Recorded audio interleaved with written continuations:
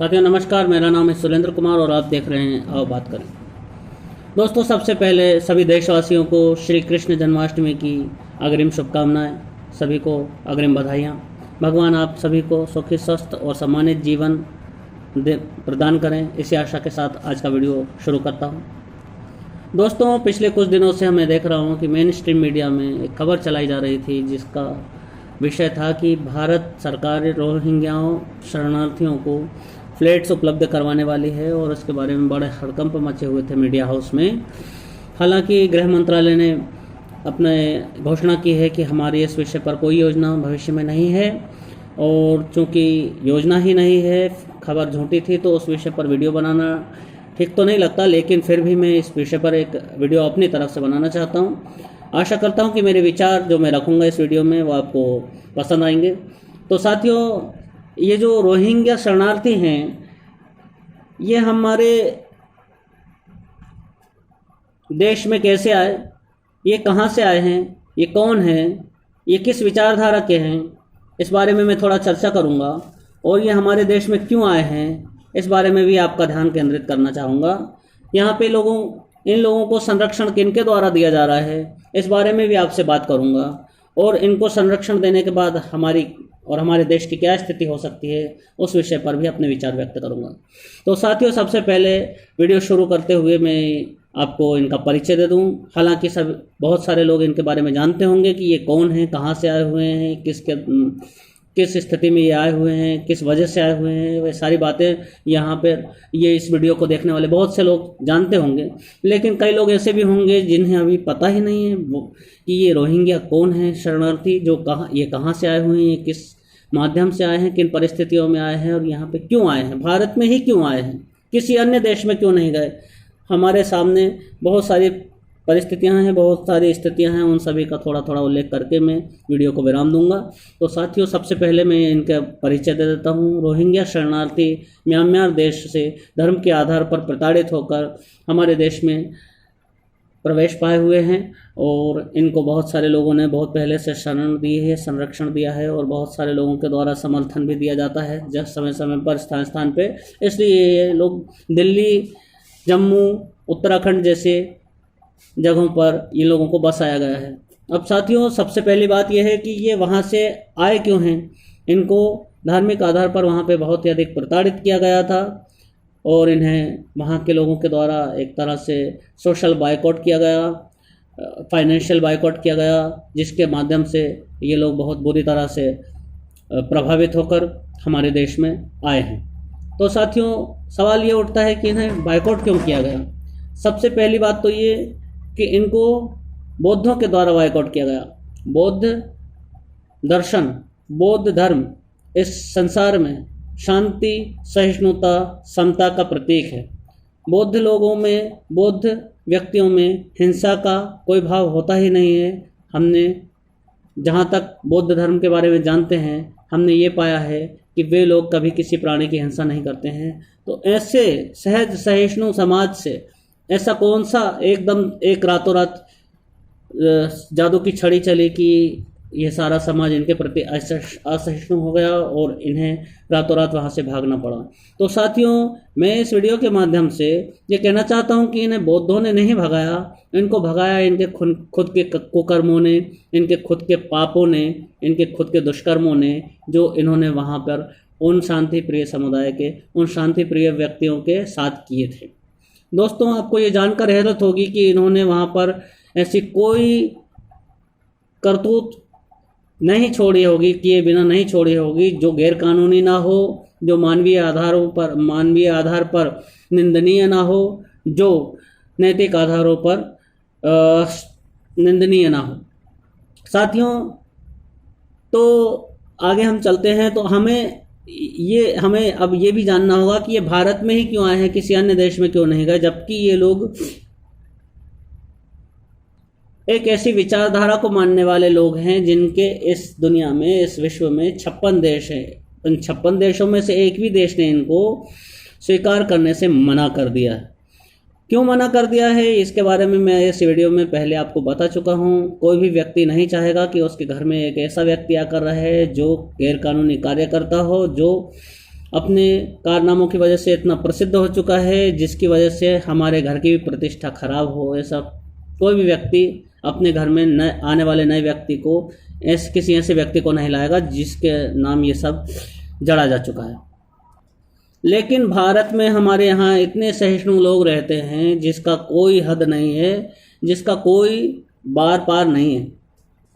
हमारे यहाँ के राजनेताओं ने इन्हें वोट बैंक के लालच में संरक्षण दिया, हमारे देश के मेन स्ट्रीम मीडिया ने इन्हें हाईलाइटेड किया और हमारे देश के बुद्धिजीवी इनको बेचारा साबित करके और हमारे यहाँ जहाँ तहाँ उसे संरक्षण स्थान देने में सहायता करते रहते हैं और उन्हें हर तरह की संभव मदद, हर तरह की संभव सहायता उन्हें दी जाती है। अब बारी आती है सरकारों की, जो पिछले दिनों से मीडिया में खबर चल रही थी, जिसे अभी केंद्र सरकार के गृह मंत्रालय ने झुठलाया है घोषणा करके। मैं उसके बारे में बात करना चाहता हूँ। बात सिर्फ केंद्र सरकार की नहीं है, बात है राज्य सरकारों की भी, बात है स्थानीय प्रशासनों की भी, जहाँ पे ये लोग रहते हैं।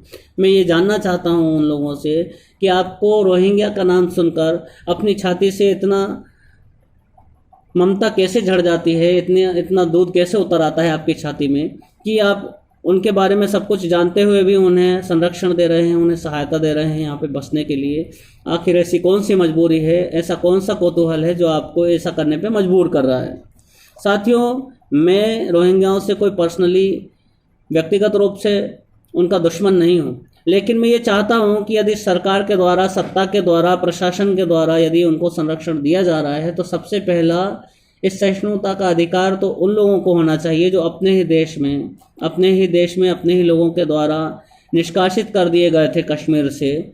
32 वर्ष पहले से लेके आज तक उनको कोई राजनीतिक व्यक्ति उनका हाल पूछने नहीं गया, कोई मीडिया कर्मी वहाँ पर जाकर उनका इंटरव्यू नहीं लेता है, कोई बुद्धिजीवी उनकी ओर से अपने विचार व्यक्त नहीं करता है। सबसे पहला आपकी सहिष्णुता पर उनका अधिकार होना चाहिए, लेकिन नहीं, आपको उनकी तकलीफ, उनका दर्द नहीं दिखता है। आपको उनका दर्द दिखता है जो अपनी करतूतों की वजह से दूसरे देश से भगाए गए हैं यहाँ पे, हमारे यहाँ, और आज हमारी छाती पर मूंग दल रहे हैं।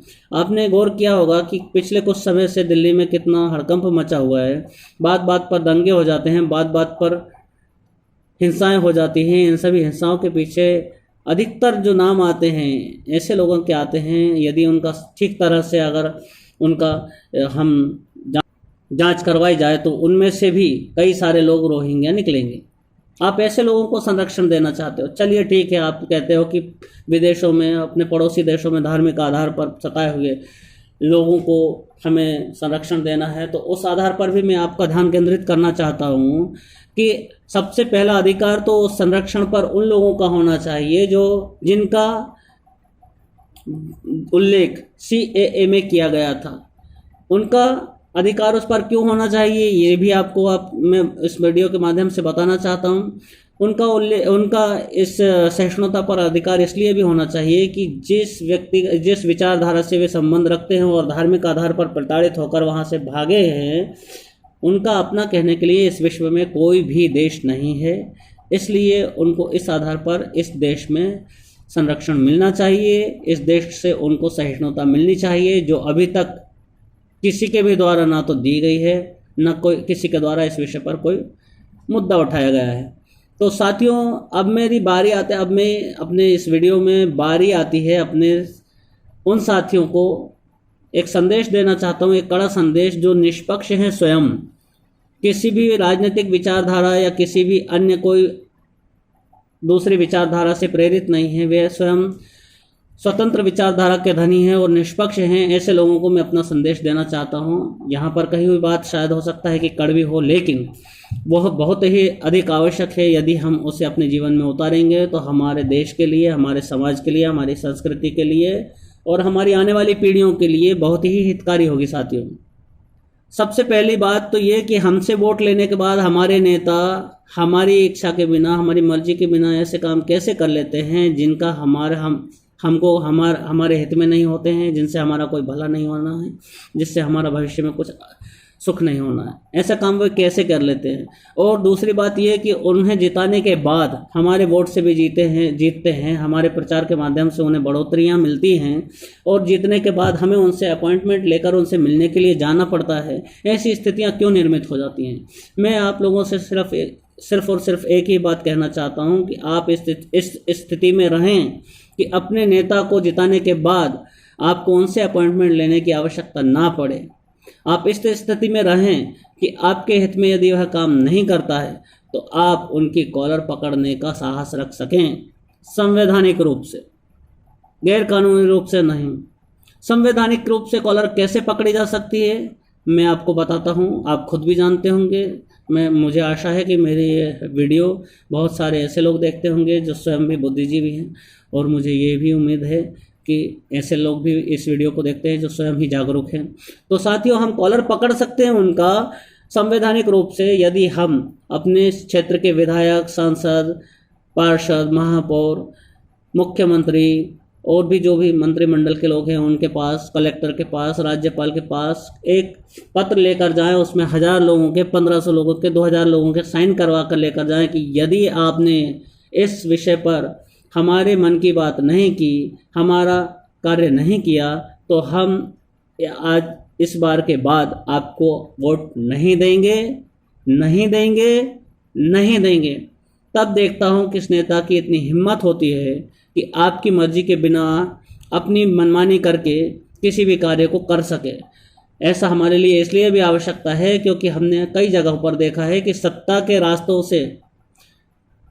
सत्ता में पिछले रास्ते से कई सारे ऐसे कार्य हो जाते हैं जिसकी हमें हमारे लोगों से कोई उम्मीद नहीं रहती, हमारी अगुवाई करने वाले नेताओं से कोई उम्मीद नहीं रहती। ऐसे कई सारे कार्य वे सत्ता के पिछले रास्तों से कर देते हैं। ऐसे सभी कार्य जिनसे आप सहमत नहीं हैं, आप सोशल मीडिया प्लेटफॉर्म का सहारा ले सकते हैं, आप ज़मीन पर उतरकर उनका विरोध कर सकते हैं, आप कुछ भी कर सकते हैं, क्योंकि यह लोकतंत्र है और यहाँ अभिव्यक्ति की आज़ादी है, जिसका फ़ायदा केवल और केवल देशद्रोही ही नहीं, देशभक्त भी लेना जानते हैं। हमें यह सिद्ध करना होगा। इसी के साथ आशा करता हूँ कि आपको मेरा ये वीडियो पसंद आया होगा, और विदा चाहता हूँ ये कहते हुए कि मेरे वीडियो पर लाइक, कमेंट्स और मेरे वीडियो को शेयर करना ना भूलें। चैनल सब्सक्राइब नहीं किया हो तो चैनल भी सब्सक्राइब करें। साथियों, उम्मीद करता हूं मुझे यूट्यूब पर बने रहने के लिए आपकी यह सहायता अवश्य प्राप्त होगी। इसी के साथ आगे चाहता हूं। नमस्कार, जय श्री कृष्णा।